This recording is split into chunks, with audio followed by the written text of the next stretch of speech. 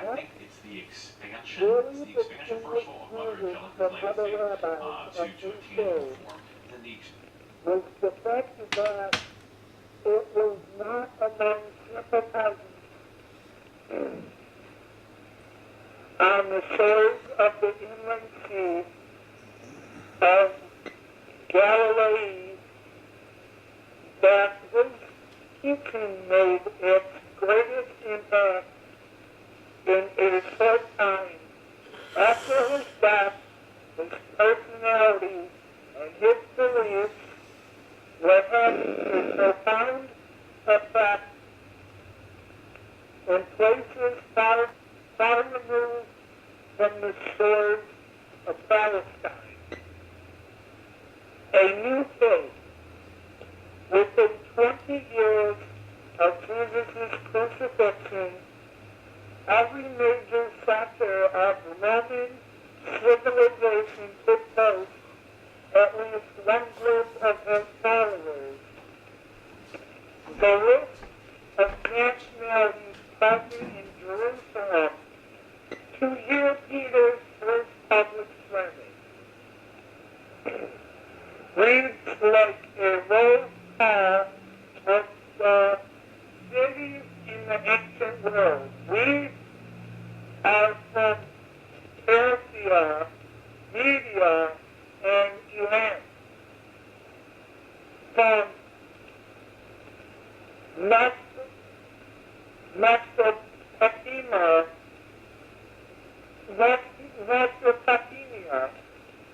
Judea, and Cappadocia, from Pontus and Asia, from so these are some big words. I can't much pronounce these big words. I've never seen these big words before, but I tried.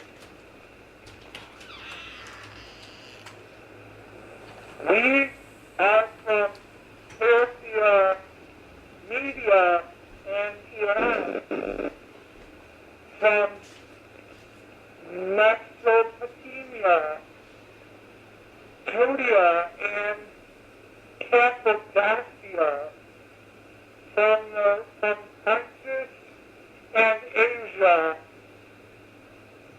the Phrygia, and Panfilia, from Egypt in the regions of Libya near Cyrene, from Rome, both the Jews and Gentiles converted to Judaism, and most of us are from Crete and Arabia. And their inclusion at this point in the Christian story was obviously not just wishful thinking. For in a very short time, we have had evidence of thriving Christian communities in Rome, in Corinth, Ephesus, Philippi, and Foch, in Syria, and many other Mediterranean cities, not to mention far from places such as Ethiopia, Byzantium, and Alexandria in Egypt. Acts chapter 8, verse 26 through 29. It was not long before these new followers of Jesus began to exert an increasingly powerful influence on the life in Rome itself, writing of events in AD 49, less than 20 years after the death of Jesus. The Roman historian Switches described a series of riots that led the Emperor Claudius to expel the Jewish population from the city. According to him, the cause of all the trouble was a person whom he called Critius, Eugenius, Life of Claudius. Chapter 25, verse 4. There has been much debate as to who Eugenius believed this Celestia actually was. But there seems little doubt that the events he was describing were brought about by arguments over the teachings of those Roman Jews who had become followers of Jesus and were hailing him as expected Messiah, a Hebrew term whose equivalent in Latin was Christus.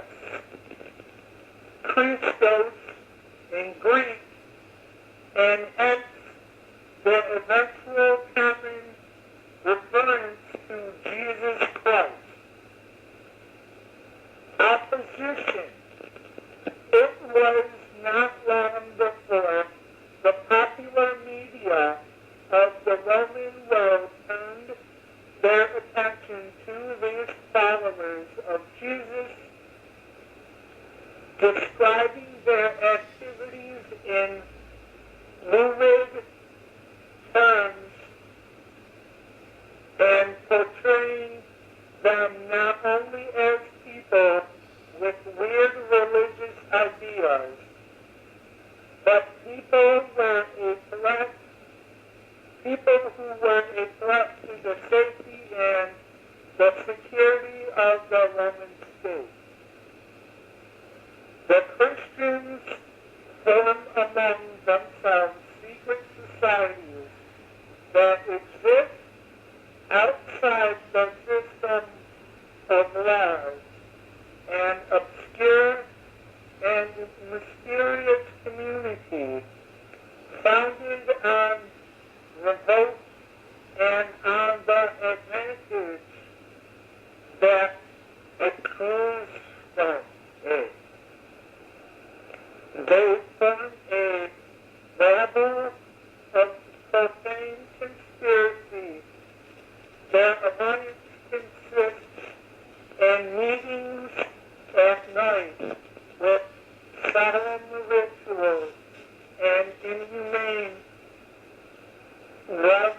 revelries. They despise temples as if they were tombs. That they disparage the gods and ridicule our sacred rites, just as a rank growth of weeds, and the abominable haunts where this impious confederacy meet are multiplying over the world, and venerate the executed criminal and the wooden cross which he was executed is to erect altars which befit not and define the record. Origin. Against Celsius, chapter 8, verse 17, chapter 3, verse 14. Ministry of Black Felix, after verse 8.4, 9.1 through 6. The Christians themselves naturally saw things differently, far from worshiping an executed criminal. These men and women who were causing such social upheaval firmly believed that their Jesus was not dead, but was really, truly alive, and was with them wherever they went. Acts 2, chapter 2, verse 32. This was perhaps the one crucial factor which ensured the lasting success of the whole